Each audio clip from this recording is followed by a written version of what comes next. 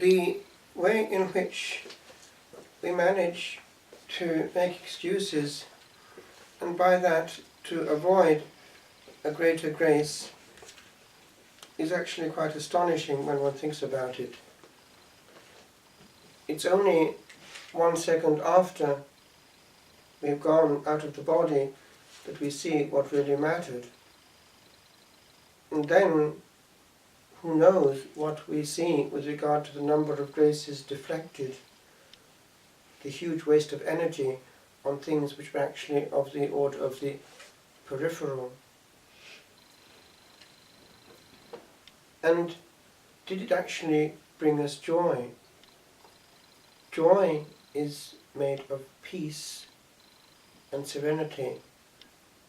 And if we spend that unique innings on many, many, many things which had the global effect of taking away peace and bringing in its place worry, agitation and stress, then that'll be one factor which we will see clearly when it's all over. But there's no coming back. Also, although it may concern ourselves less, those out there in the world who run after a career, an element of glory, and a place of honour amongst others, will then see how little that mattered. I remember reading one true story in France. It was something that came down from the period of the Reformation in England. And it shows, to some extent, what can actually happen when the question of this side of things becomes the paramount. It was the case of a brilliant theologian in Oxford. And he was going along with the tide, and however, he was not entirely bad, because his conscience deep down was still functioning. He had this reputation for scholarliness, and a woman out there in the depths of the English countryside wanted once and for all to sort out her own conscience. She was perplexed, because the things that we were seeing there were different from what we were told is what was in her mind. This is not what I was brought up with. Who is right and what must I do? And so this thought came to her: I will consult this theologian who has a name for knowledge, and you'll be able to tell me all the elements of the question. And so on foot she went, looked him out, found him, and with insistence got his ear, and was fairly energetic, and just came out bluntly with this: Reverend Father, I know you know many things, and that you can easily answer my question. I will ask you, on your soul, to tell me the truth.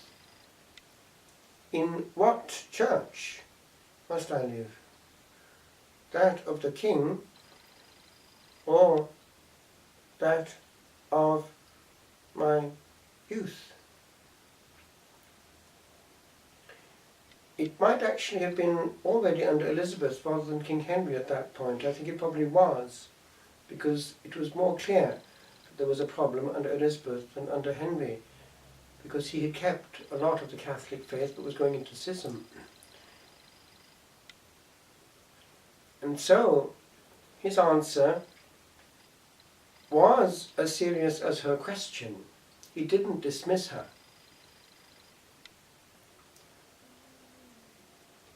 I will tell you, madame, what the answer is, because you asked me upon my soul, and he knew what that meant. The answer is this: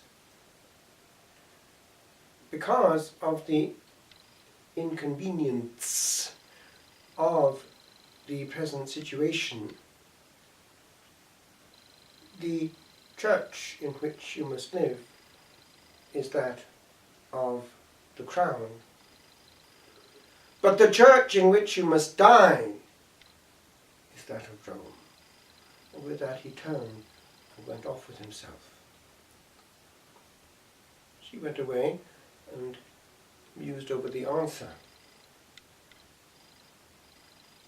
Some time later, that great theologian had access, as he would, to the big noises of the Anglican setup, and was going to have a conversation with none less than the Archbishop of Canterbury, and was in the corridors of Lambeth Palace, when suddenly he felt a terrible pain and fell to the ground, dead.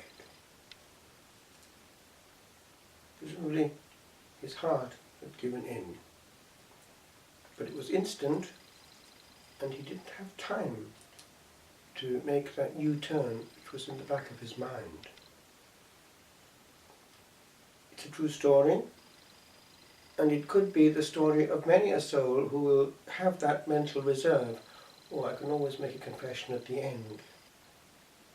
It's like what happened to me the other day, talking to a travelling father and his son who came to the door. He, the son, had just been married, but he'd been wise enough to try and save money by cutting corners. And he had not, therefore, done the useless bit of paying insurance. And, as you know, there are checkpoints now in Ireland at random, so he was caught. Disqualified from driving, I think for 5 years, and £1,000 or euros fine. So these kind of things are little earthly reminders of what the insurance policy is. Death comes like a thief, and the Lord talked about that. We need, therefore, to live this day as though it were our last, our only day. And if we do that, we will also grab all the graces that are floating in the air. This day is the day of grace. Tomorrow may never come.